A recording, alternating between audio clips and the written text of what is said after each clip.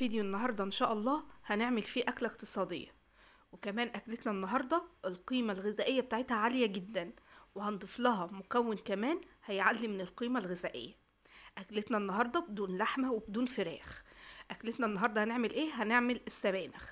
السبانخ كتير قوي بيعملوها، بيضيفوا لها لا اما رز او شوية من لسان العصفور او بيضيفوا لها عدس او حمص. لا، المكون اللي احنا هنضيفه النهارده مكون مختلف خالص، وزي ما قلت لكم هيعلي من القيمة الغذائية بتاعتها.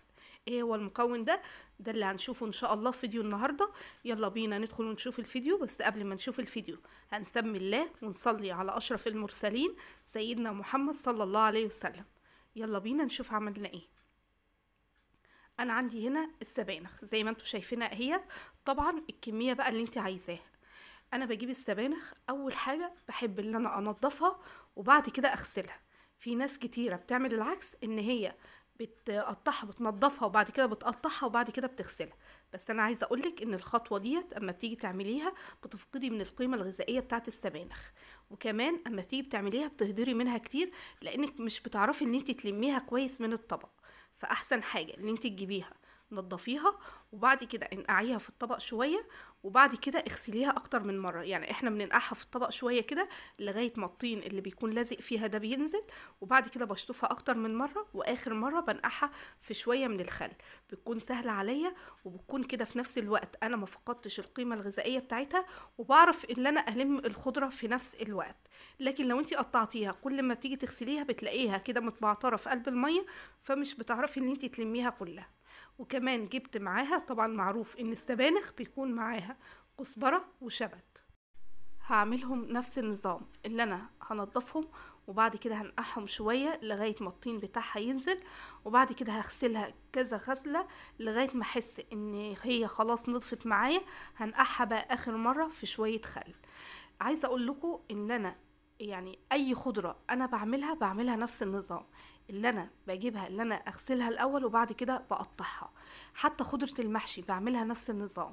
الحاجة الوحيدة اللي انا بجيبها اعملها الاول وبعد كده بغسلها هي الملوخية، لان الملوخية انا كده كده مش باجي ناحية الورق بتاعها، فهي كده كده محتفظة بالقيمة الغذائية بتاعتها. سواء بقى انا قطفتها في الاول او قطفتها بعد ما غسلتها مش هتفرق، هي كده محتفظة اصلا بالقيمة الغذائية بتاعتها.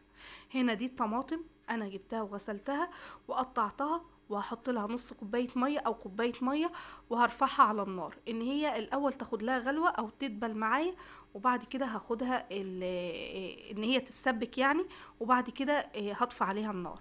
هنا دي كانت السبانخ كنت انا غسلتها وحطيتها ان هي تتصفى.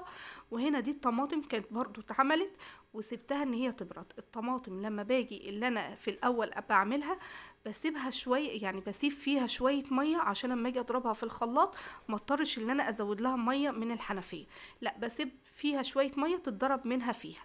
عايزه اقولك ان الطريقه بتاعت الطماطم دي لو انت جايبه كميه كبيره من الطماطم يعني يستحسن ان انت تعملي الطريقه دي. ليه؟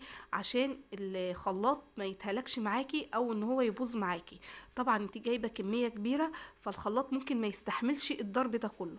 فاحسن حاجه اللي انت تجيبيها هتقطعيها، طبعا بتغسليها الاول وبعد كده بتقطعيها وتسيبيها على البوتاجاز لغايه ما تخس كده معاكي او تقل معاكي، وتسيبي فيها شويه ميه عشان اللي انت تضربيها تاني في الخلاط. كده بيكون الحمل على الخلاط بيكون خفيف شويه. هنا دي السبانخ اهيت بعد ما غسلتها باخدها بقى بقطعها. السبانخ بتقطعها زي الخضره كده بتاعت المحشي كده بالظبط، حاولي كده قطعيها برضو صغيره او ده يرجعلك براحتك. هنا لما باجي بقطعها بشيل الجزء الاولاني اللي فيها. في ناس كتيره بتسيبها وبتحبها، انتي لو حابه ان انتي تسيبيها براحتك، هي فعلا بيبقى فيها قيمه غذائيه، بس انا مش بحب ان انا احطها. فلو انتي بتحبيها ممكن تقطعيها معاها عادي، مفيش اي مشكله خالص. هنا السبانخ اهي زي ما انتي شايفاها بتتقطع معانا بكل سهوله. طبعا لو انتي هتجيبيها اللي انتي هتفرزيها بتجيبيها، طبعا بعد ما بتغسليها فرديها كده شويه لغايه ما الميه بتاعتها تنشف من عليها. يعني حاولي ان انتي تنشفيها قبل ما بتقطعيها، ونشفيها شويه كمان بعد ما بتقطعيها. بس طبعا وانتي بتحطيها على قماشه اللي انتي فردها كده كل شويه بتقلبيها عشان اللي تحت بيكون لسه فيه ميه، فانتي بتحاولي تجيبي اللي فوق اللي هو نشف تحت، واللي تحت بتطلعيه فوق عشان ينشف. ولو في مروحه بقى اليومين دولت ممكن ان انت تحطيها قدام مروحه ان هي تتهوى، مش هتاخد معاكي وقت. انا بحب ان انا افرزها سليمه كده في قلب الكيس. انا عملتها قبل كده معاكم في فيديو بطريقتين للناس اللي بتحب ان هي تديها تشويحه كده على النار، او بتحطها على النار ان هي بتنزل الميه بتاعتها وبتقل شويه وبعد كده بتعبيها في اكياس. دي للناس اللي ما بيكونش عندها مكان في الفريزر. وعملتها لكم بالطريقه التانية اللي هي اللي انا بجيبها وبعملها زي ما انا عملتها كده بالظبط، وبنشفها قدام مروحه وبعد كده بعبيها في الكيس وبحطها في الفريزر. يعني عملتها بالطريقتين اللي انتي حابه تعمليه براحتك. بس الخضره لما بتيجي تعينيها كده، يعني انا بحب ان انا اعينها كده، بحس ان بتكون احسن من اللي انتي بتكوني عاملاها على النار. فده يرجع لك وشوفي انت حابه انهي طريقه فيهم. هنا زي ما قلت لك السبانخ اهيت بقطعها. وعايزه اقول لكم ان اليومين دولت ما شاء الله الخضار بيكون حلو جدا. الخضار في الشتاء بيكون كتير وبيكون حلو، وفي حاجات كتيره قوي بامر الله هنفرزها مع بعض اليومين اللي جايين، سواء بقى لرمضان او غير رمضان. يعني مش شرط رمضان، احنا بنفرز للسنه كلها. يعني احنا بناخد منه اللي يكفينا رمضان ويتعان لبعد رمضان. يعني التفريزات بتكون شامله رمضان وبعد رمضان. اهي زي ما انتم شايفين بيكون في الاول كده في بعض من الورق بيكون اصفر، بتشيليه اللي هو اللي بيكون عند الراس، مفيش اي مشكله، ده ما بيكونش باين الا وقت التقطيع. ممكن تشيليه وقت التقطيع مفيش اي مشكله خالص. هنا انا خلصتها، وكمان عملت الخضره كمان قطعتها وحطيتها عليها. دي الخضره اللي هي الشبت والكزبره، قطعتها وحطيتها عليها. لو انت شايفه ان الكميه كبيره عليكي ممكن اللي انت تقسميها، تاخدي نصها اللي انت تطبخيها والنص التاني اللي انت تفرديه لغايه ما ينشف وتعينيه. انا يوميها ما كنت في السوق قالت لي تعالي خدي الخمس ربط ب20 جنيه، لقيتها الصراحه ما شاء الله حلوه، يعني 5 ب20 جنيه. يعني يا بلاش، قلت اما اجيبها واعملها. بس بعد ما عملتهم حسيت ان هم كتار، فالصراحه الاكله قعدت معايا على يومين. هم بيحبوها بس يعني ما فرقتش. فالصراحه كمان هي ريحتني اللي انا تاني يوم هطبخ ايه.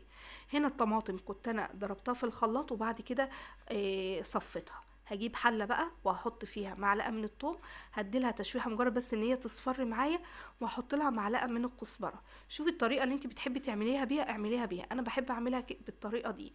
بعد كده هضيف عليها الطماطم. بتشمي احلى ريحه بقى وقت ما بتحطي الطماطم. شايفين ما شاء الله الطماطم عامله ازاي. عايزه اقول لكم ان في ناس بتحب الطماطم تكون كده. يعني لو انت بتحبي الطماطم ما بتبقاش متسبكه قوي، ممكن ان انت تعمليها كده بعد ما تضربيها في الخلاط اديلها غلوه، وبعد كده سيبيها لغايه ما تبرد وعبيها في قلب اكياس وعينيها في الفريزر، او في ازايز وعينيها في الفريزر زي كده بتتباع بره في ازايز جاهزه. هنا ده بقى المكون اللي انا قلت لكم عليه ايه هو. ده فول مدشوش، عايزاكم تجربوها بالفول المدشوش، بيديلها سماكه او تقل يعني وطعم وريحه فظيعه. انا هنا جايبه ب10 جنيه فول مدشوش، بس انا غسلته وسيبته منقوع لغايه ما خلصت كل حاجه. تيجي تتكي كده على الفولايه تلاقيها بتتقطم معاكي. انا هنا حطيتها مع الطماطم عشان احنا عارفين ان السبانخ مش بتاخد وقت على النار، ان هي تاخد نص تسوية مع الطماطم والنص التاني مع الخضرة. هنا خلاص بعد ما الطماطم بتاعتي اتسبكت خلاص، هي كانت تعتبر مش سبكة، هي بس كانت عايزة غلوتين، فانا حطيت الفول معاها ان هو ياخد غلوتين. وبعد كده ضفت الخضرة. هنا بعد ما بتضيفيها بتديلها بقى تقليبه. طبعا انتي اول ما بتضيفيها بتحسي ان هي كتيره قوي على الحله، او بتحسيها ان هي مفيش فيها ميه خالص او صلصه خالص. اوعى تضيفي ميه او شوربه في الوقت ده، لا، غطي عليها وسيبيها هي هتنزل ميتها، وبعد كده بقى شوفيها هي محتاجه شوربه قد ايه. انا ما كانش عندي شوربه الصراحه في اليوم ده، فانا حطيت لها مكعب مرقه. يعني مشي باي حاجه، اكلتنا النهارده زي ما بيقولوا كده ارداحي من غير لحمه ولا فراخ. وزي ما قلت لكم فيها القيمه الغذائيه، حاطين فيها بروتين نباتي اللي هو الفول، قيمه غذائيه عاليه جدا، وبيعلي يعني بيعلي من القيمه الغذائيه بتاعتها وبيعلي من طعمها. عايزه اقول لكم ان هو ريحته مع الصلصه لوحده ريحته تحفه من غير ما اضيف السبانخ.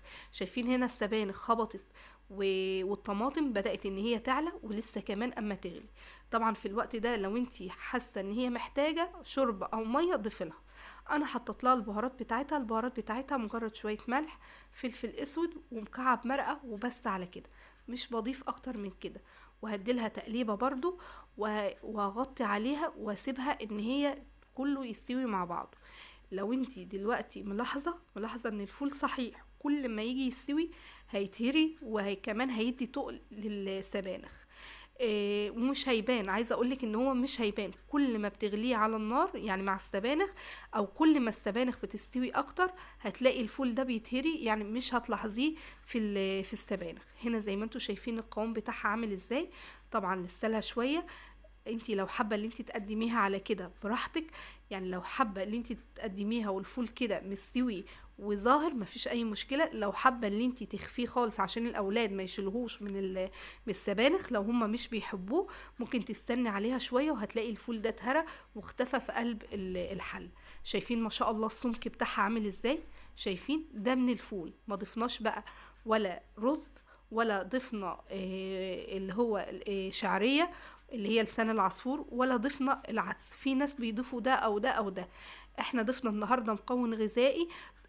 انا عن نفسي انا كنت الاول بضيف لها شويه من الرز ان هو يدي لها سماكه كده، وماما ربنا يديها الصحه كانت بتضيف لها برده شويه من الرز، فانا اتعودت عليها بكده. بس قلت المره دي اجربها بالفول، ولقيت النتيجه بتاعتها روعه، وانا بعد كده مش هعملها غير بالفول. هنا شايفين ما شاء الله السمك بتاعها عامل ازاي. بتقدميها بقى، في ناس بتحب تاكلها بعيش زي الملوخيه كده، ده براحتكم. في ناس بتحب تاكلها برز، احنا بنحب ناكلها برز. انا عملت جنب منها شويه رز ومخلل، وقضينا اليوم وفضل ونعمه من ربنا. زي ما انتوا شايفين او ملاحظين الفول مش باين عليها، في قطع صغيره كده اللي هو الحمص. عايزه اقول لكم انا كنت بحط رز الاول وبعد كده رجعت احط حمص، بس لقيتهم بيشيلوا الحمص من السبانخ لانهم مش بيحبوه. لكن هنا الفول مش واضح، الفول مهري في قلب السبانخ فمش هيعرفوا ان هم يشيلوه. فانتي اعمليها لاولادك، تعتبر قيمه غذائيه. ده فيديو النهارده، يا رب يكون نال اعجابكم. اسيبكم في رعايه الله واستودعكم الله.